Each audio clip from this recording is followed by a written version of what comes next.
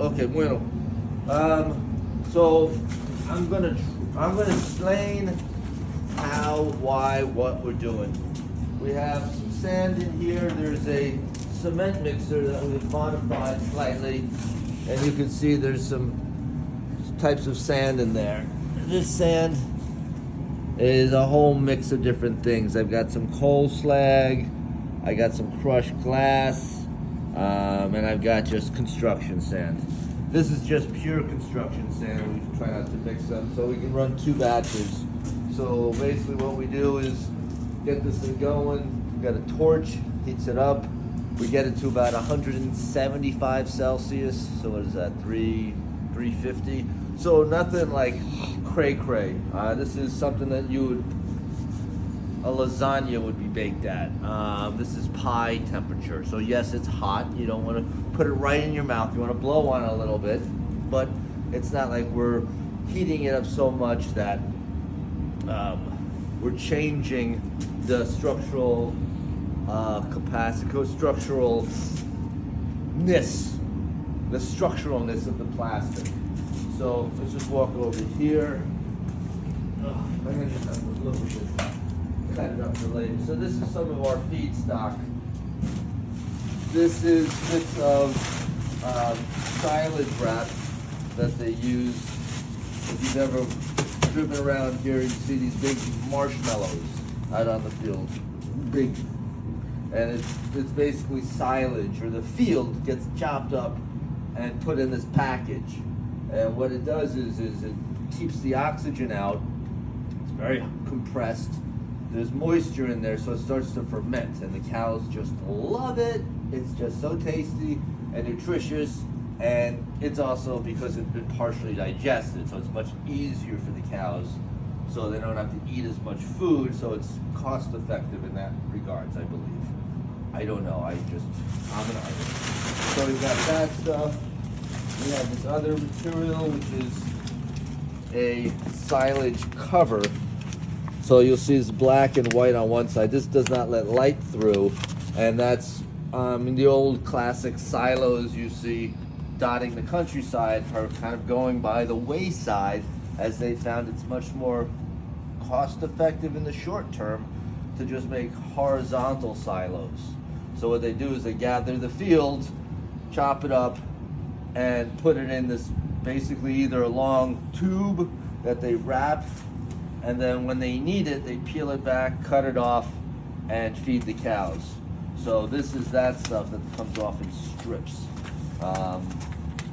Both of them are fairly well contaminated with dirt and debris by the time it gets to me. So it makes it very, very unappealing as far as being able to recycle it. This amount of contamination, unless you're going to go and clean it all, would make it cost prohibitive. I don't know honestly what a lot of this stuff goes, where it goes, but it's there. So what I'm doing is trying to find utilization for this stuff. There's also just regular consumer bags, any thermoplastic, HDPE, LDPE, all the polyethylene, even the mid polyethylene are good, which comprises a very large segment of the plastic film.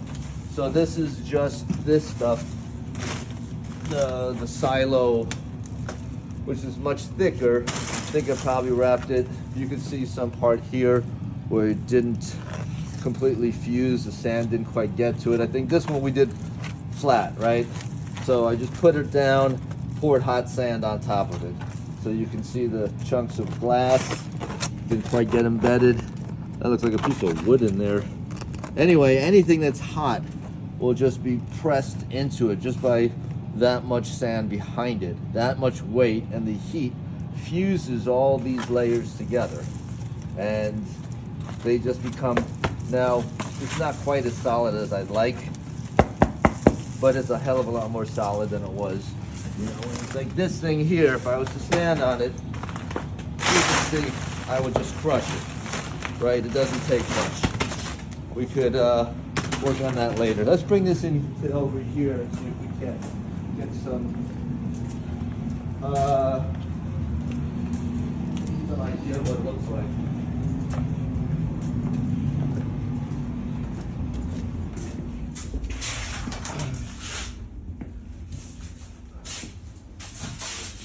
So, let's see where you want to stand.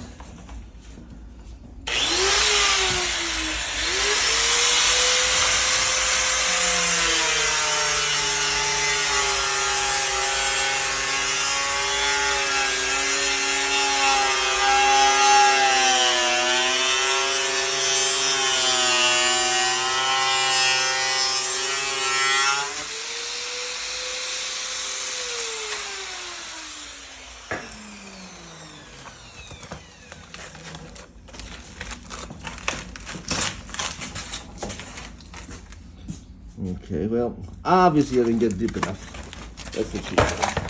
Okay.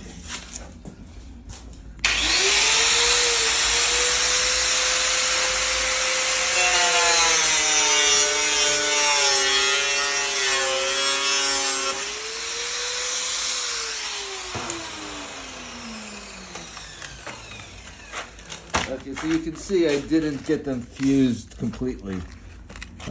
Another couple of, well, we can rewrap or just reheat this one, see if we can get anything better. Okay, cool, thanks.